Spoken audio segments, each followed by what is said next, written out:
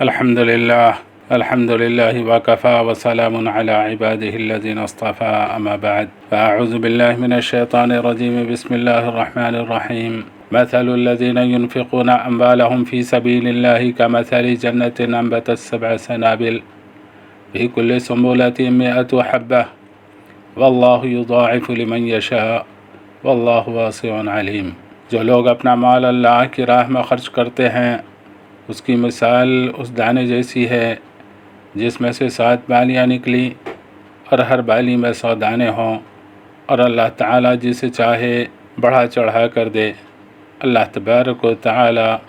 کشادگی والے جاننے والے ہیں۔ معزز سامعین، اسلام نے اپنے ماننے والوں کو ہر انسان کے ساتھ بھلائی کرنے کا حکم دیا اور اس پر اجر عظیم کا وعدہ فرمایا ہے۔ اللہ تبارک و تعالیٰ کا ارشاد ہے وَمَا تُقَدِّمُوا لِأَنفُسِكُم مِّن خَيْرٍ تَجِدُوهُ عِندَ اللَّهِ هُوَ خَيْرًا وَأَعْظَمَ أَجْرًا۔ اور جو نیکی تم اپنے لیے آگے بھیجو گے اسے اللہ تعالیٰ کے پاس بہتر سے بہتر اور ثواب میں بہت زیادہ پاؤ گے۔ ایک متفق علیہ حدیث ہے کہ اللہ کے نبی صلی اللہ علیہ وسلم نے فرمایا الدین النصیحہ، دین سراپا خیر خواہی کا نام ہے کہ ہر ایک کا بھلا چاہا جائے، کسی کا برا نہ چاہا جائے۔ اللہ تعالیٰ نے ہر نبی علیہ السلام کی فطرت اور مزاج میں سماجی خدمت رکھ دی تھی کہ انسانیت اس سے سبق لے اور ماننے والے اسے اپنائیں اور اس کے مطابق اپنی زندگی کو سنواریں اور اسی ڈگر کے اوپر چلنے کی کوشش کریں۔ حضرت موسیٰ علیہ السلام فرعون کے پاس سے جب نکل کر کے مدین پہنچے تو وہاں حضرت موسیٰ علیہ السلام نے ایک درخت کے سائے میں پناہ لی، وہاں پہ بیٹھے اور آرام کیا۔ وہاں سامنے کنویں کے پاس لوگ پانی پلانے کے لیے اپنے جانوروں کو آ رہے تھے۔ حضرت شعیب علیہ السلام کی 2 بچیاں وہاں ان کے پلانے کا سلسلہ ختم ہونے کا انتظار کر رہی تھی۔ یہ ماجرا حضرت موسیٰ علیہ السلام اپنی نگاہوں سے دیکھتے رہے، ان سے برداشت نہ ہو سکا۔ وہ ان بچیوں کے پاس گئے اور قصہ معلوم کیا کہ آخر کیوں انتظار کر رہے ہیں، لوگ آ رہے ہیں اور پلا رہے ہیں اور جا رہے ہیں۔ انہوں نے اپنی کمزوری اور اپنے والد کے بڑھاپے کا گلہ کیا کہ میں خود کمزور ہوں، میں ان سے مقابلہ نہیں کر سکتی، اور خود ہمارے والد بوڑھے ہیں، وہ ان کا مقابلہ نہیں کر سکتے، لہٰذا ہمارے لیے بہتر یہی ہے کہ ہم ان سارے لوگوں کے پلانے کا انتظار کرتے رہیں، جب یہ لوگ فارغ ہو جائیں تب ہم اپنے جانوروں کو پلا کر کے اور اس کے بعد یہاں سے جائیں۔ حضرت موسیٰ علیہ السلام ان کی مدد کے لیے اٹھے اور ان کو فوراً انصاف کے تقاضے کے مطابق ان کو پانی پلا کر کے روانہ کر دیا۔ یہ اجنبی جگہ تھی، لیکن یہاں بھی حضرت موسیٰ علیہ السلام نے خدمت خلق میں ذرا برابر جھجک محسوس نہیں کیا۔ جہاں موقع ملا انہوں نے اس کار خیر کو انجام دیا۔ حضرت موسیٰ اور خضر علیہ السلام کا واقعہ سورہ کہف کے اندر جو ہے تفصیل سے ذکر کیا ہے، بخاری کے اندر بھی اس کی طویل حضرت عبداللہ ابن عباس رضی اللہ عنہما سے مروی ہے۔ کتاب اللہ کے اندر یہ آتا ہے کہ حضرت موسیٰ اور خضر علیہ السلام سفر کرتے ہوئے جب ایک گاؤں میں پہنچے، گاؤں والوں سے انہوں نے خواہش کی کہ وہ ان کی ضیافت کریں، ان کو اپنے پاس مہمان بنائیں، لیکن گاؤں والوں نے بخل کا مظاہرہ کیا اور اپنے پاس انہیں مہمان نہیں بنایا۔ فَأَبَوْا أَن يُضَيِّفُوهُمَا، اگرچہ گاؤں والوں نے ان لوگوں کے ساتھ جفا کیا تھا، غیر اخلاقی سلوک کیا تھا، لیکن اس کے باوجود حضرت خضر علیہ السلام نے اس گرتی ہوئی دیوار کو درست کر دیا۔ ذوالقرنین، جن کو اللہ تبارک و تعالی نے مشرق و مغرب تک کی سلطنت عطا کی تھی، انہوں نے جب قوم نے کسی مقام کے لوگوں نے ان سے خواہش کی کہ یاجوج اور ماجوج انہیں پریشان کرتے ہیں، اس سے تحفظ کے لیے کوئی دیوار بنا دی جائے، کوئی حائل اور رکاوٹ ڈیم بنا دیا جائے کہ جس کی وجہ سے یہ لوگ یاجوج اور ماجوج کی ستم ظریفیوں سے محفوظ ہو جائیں، تو ذوالقرنین نے دیوار کھڑی کر دی۔ یہ ان کا خدمت خلق تھا۔ اللہ کے نبی صلی اللہ علیہ وسلم کی سیرت طیبہ کے اندر ہمیں اس کی بے شمار اس کی مثالیں ملتی ہیں کہ اللہ کے نبی صلی اللہ علیہ وسلم نے خدمت خلق کے اندر بڑھ چڑھ کر کے حصہ لیا، اور اس میں خود اور اپنے صحابہ کرام کو بھی اس کے اوپر ابھارتے رہے۔ اسی جذبے کے تحت رسول اللہ صلی اللہ علیہ وسلم نے حلف الفضول کے اندر جو خالص انسانیت نوازی اور ادائے حقوق پر مبنی تھا، اس کے اندر شریک ہوئے۔ حضرت ابو بکر صدیق رضی اللہ تعالی عنہ خلیفہ بننے سے پہلے ایک معذور غریب خاندان دودھ جو ہے نکالا کرتے تھے۔ جب حضرت ابو بکر رضی اللہ عنہ کے خلیفہ بننے کی اطلاع ان لوگوں کو ملی تو اس گھر کی بعض بچیوں نے یہ کہا کہ اب تو وہ خلیفہ بن گئے، ان کا مقام اور مرتبہ بڑا اونچا ہو گیا، اب تو وہ ہمارے دودھ نہیں نکالا کریں گے۔ جب اس کی اطلاع حضرت ابو بکر صدیق رضی اللہ عنہ کو ملی تو انہوں نے کہا ہرگز نہیں، ایسا نہیں ہو سکتا کہ یہ خلافت اور یہ ولایت اور یہ حکمرانی ہمارے نجی زندگی کے اندر کسی طرح کا تبدیلی، کسی طرح کا فرق پیدا کرے گا۔ اور وہ حسب سابق اسی طریقے سے خلیفہ بننے کے بعد بھی اس کے اونٹ کا دودھ نکالا کرتے تھے۔ حضرت عمر رضی اللہ عنہ اپنے خلافت کے زمانے میں ان کا طریقہ یہ تھا کہ وہ رات کی تاریکیوں میں جبکہ لوگ خواب غفلت کے اندر ہوا کرتے تھے، حضرت عمر رضی اللہ عنہ جاگ کر کے اپنے عوام کا، اپنے ماتحتوں کا اور ملک کے باشندوں کی خبرگیری کیا کرتے تھے اور حاجت مندوں کی حاجتوں کو معلوم کرنے کی کوشش کیا کرتے تھے۔ اسی طرح کے ایک گشت میں حضرت عمر رضی اللہ عنہ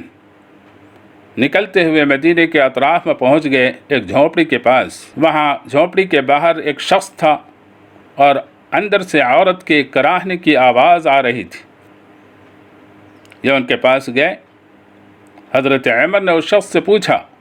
کہ کیسی آواز آ رہی ہے؟ اس شخص نے کہا کہ تم یہاں سے چلے جاؤ، تمہیں ہمارے معاملے سے کچھ لینا دینا نہیں۔ لیکن جب حضرت عمر رضی اللہ عنہ نے اصرار کیا تو اس نے بتایا کہ وہ اس کی بیوی ہے، درد ذہ کے اندر مبتلا ہے، ولادت کا وقت ہے اور اندر کوئی بھی نہیں ہے، وہ تڑپ رہی ہے۔ حضرت عمر رضی اللہ عنہ فوراً اپنے گھر آئے، اپنی زوجہ حضرت ام کلثوم کو لیا اور ساتھ میں بچوں کے ولادت کے بعد جن چیزوں کی ضرورت ہوتی ہے وہ سارے سامان جو ہے اپنے ساتھ جلدی جلدی مہیا کیا اور اپنی بیوی کو لے کر کے وہاں پہنچے۔ حضرت عمر باہر رہے، حضرت ام کلثوم ان کے پاس گئیں۔ تھوڑی دیر کے بعد بچہ تولد ہوا۔ حضرت ام کلثوم نے اندر سے امیر المومنین کو آواز دیا کہ یا امیر المومنین خوشخبری ہو کہ بچہ پیدا ہو گیا ہے۔ یہ بات سن کر کے وہ شخص کانپ گیا کہ امیر المومنین ہو کر کے اتنی بڑی خدمت کر رہے ہیں۔ حضرت عمر رضی اللہ عنہ نے تسلی دیا کہ خوف کرنے کی بات نہیں، ڈرنے کی ضرورت نہیں، یہ ہمارا فریضہ تھا۔ پھر حضرت عمر رضی اللہ عنہ نے اسے اپنے پاس آنے کے لیے کہا اور حضرت عمر رضی اللہ عنہ نے اس کی بیوی کا اور اس نومولود بچے کا وظیفہ بیت المال سے مقرر کیا۔ حضرت عبداللہ ابن عباس کی روایت ہے کہ اللہ کے نبی صلی اللہ علیہ وسلم نے فرمایا کہ جو کہ انسان کسی دوسرے انسان کی حاجت روائی کے اندر ہوتا ہے، کسی انسان کی حاجت و روائی کے اندر رہنا اور اس کی سعی کرنا اور اس کی کوشش کرنا، یہ 10 سال اعتکاف کرنے سے زیادہ بہتر اور افضل ہے۔ بخاری کی روایت ہے، حضرت عبداللہ ابن عمر روایت کرتے ہیں کہ رسول اللہ صلی اللہ علیہ وسلم نے فرمایا المسلم و اخو المسلم، یہ طویل روایت ہے۔ اللہ کے نبی صلی اللہ علیہ وسلم نے فرمایا کہ ایک مسلمان دوسرے مسلمان کا بھائی ہے، وہ اس پر نہ ظلم کر سکتا نہ اسے تکلیف پہنچا سکتا، اور جو کوئی اپنے مسلمان بھائی کی حاجت روائی میں ہوگا اللہ اس کی حاجت پوری کرنے والا ہوگا، اور جو کسی مسلمان کی مصیبت و پریشانی کو دور کرے گا تو اس کے بدلے اللہ تبارک و تعالی قیامت کے دن اس کی پریشانی و مصیبت کو دور فرمائیں گے، اور جو کسی مسلمان کی پردہ پوشی کرے گا قیامت کے دن اللہ تبارک و تعالی اس کی پردہ پوشی فرمائیں گے۔ ابو داؤد اور ترمذی کی صحیح روایت ہے، صحیح حدیث ہے کہ ابو مریم الازدی رضی اللہ عنہ نے حضرت معاویہ رضی اللہ عنہ سے کہا کہ میں نے رسول اللہ صلی اللہ علیہ وسلم کو کہتے ہوئے سنا ہے، آپ صلی اللہ علیہ وسلم نے فرمایا کہ اللہ نے اگر کسی مسلمان کو، اللہ تبارک و تعالی نے اگر کسی کو مسلمانوں کے امور کا والی و ذمہ دار بنایا ہے، پھر وہ اس کی حاجتوں کو پورا کرنے سے باز رہتا اور اسے فقر میں چھوڑ دیتا ہے،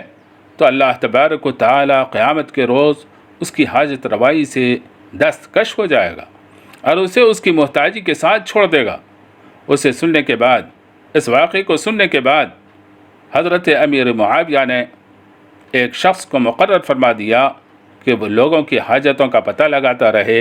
اور ان کی حاجتیں پوری کرتا رہے۔ ایک صحیح حدیث کے اندر ہے، حضرت عبداللہ ابن عمر رضی اللہ عنہما روایت کرتے ہیں کہ رسول اللہ صلی اللہ علیہ وسلم نے فرمایا ان للہ عند اقوام نعمن، پوری روایت ہے کہ جس کا ترجمہ ہے کچھ لوگوں کے پاس اللہ کی نعمتیں ودیعت ہوتی ہیں، جب تک وہ لوگوں کی حاجت روائی میں خرچ کرتا رہتا تو اللہ تبارک و تعالیٰ اسے اس کے پاس اس وقت تک باقی رکھتے ہیں جب تک کہ وہ اکتا نہ جائے۔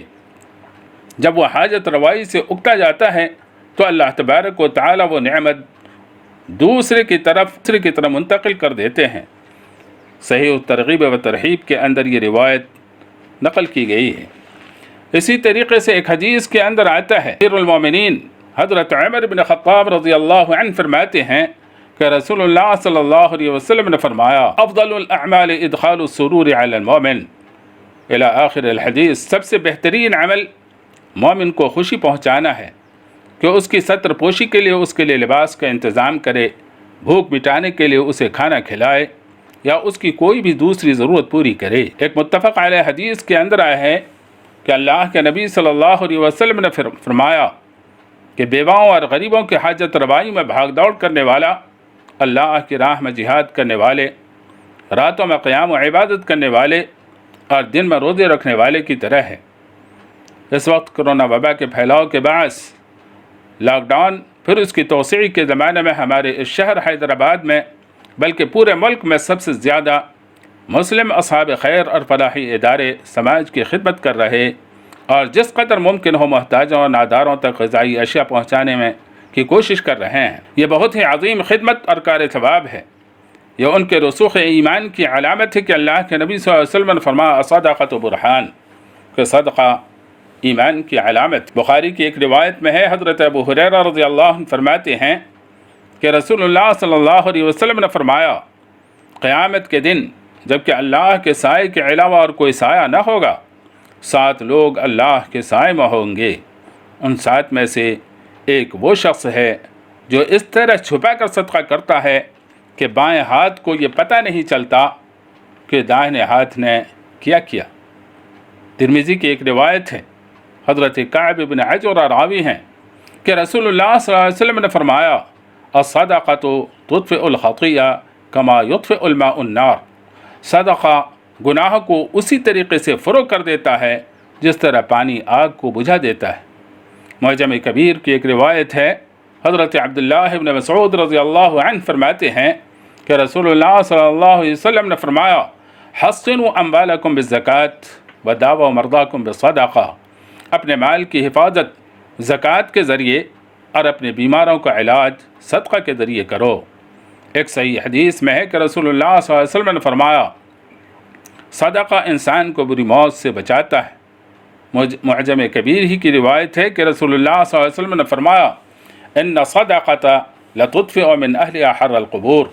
صدقہ کرنے والوں کا صدقہ ان کے قبر کی گرمی یعنی عذاب قبر کو بجھا دیتا ہے۔ میں اس وقت خدمت خلق میں لگے ہوئے اصحاب خیر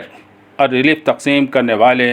اداروں کی توجہ خاص گوشے کی طرف مبذول کرنا چاہتا ہوں۔ آپ حضرات بخوبی واقف ہیں کہ اس وطن عزیز میں، نہ صرف اس وطن عزیز میں بلکہ ساری دنیا میں اسلام اور مسلمانوں کے خلاف ایک طوفان بپا کر دیا گیا ہے۔ خاص طور پر مدارس اسلامیہ کے خلاف ان کی زہر افشانیاں اور سازشیں عروج پر ہیں۔ دشمنان اسلام ایڑی چوٹی کا زور لگائے ہوئے ہیں کہ ان مدارس کو ختم کر دیا جائے اور عوام سے ان کا رشتہ کاٹ دیا جائے۔ ہمیں یاد رکھنا چاہیے کہ اس ملک کے اندر بلا شبہ یہی مدارس اسلامیہ اسلام کے لیے ڈھال کا کام کر رہے ہیں۔ دشمنان اسلام کو بخوبی علم ہے کہ جب تک یہ مدارس قائم ہیں انشاءاللہ اس سرزمین سے اسلام کا نام و نشان نہیں مٹایا جا سکتا اور نہ اسلام کے خلاف سازشیں کامیاب ہو سکتی ہیں۔